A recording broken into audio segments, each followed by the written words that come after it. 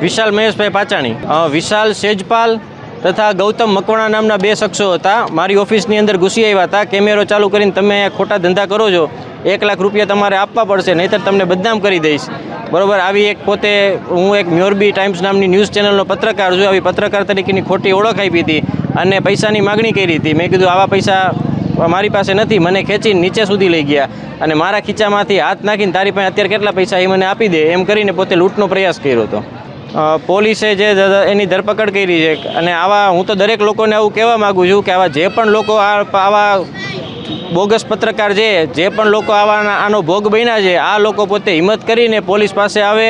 Police આ બાબતે જો કોઈ પણ આવા ભોગ બનેલા લોકો છે તો આવા લોકો હિંમત કરીને આ લોકોને પકડાવી દેવા જોઈએ એક વખત, તો ખબર પડે કે પત્રકારોનો નામ કારણ વગરના બદનામ ન થાય.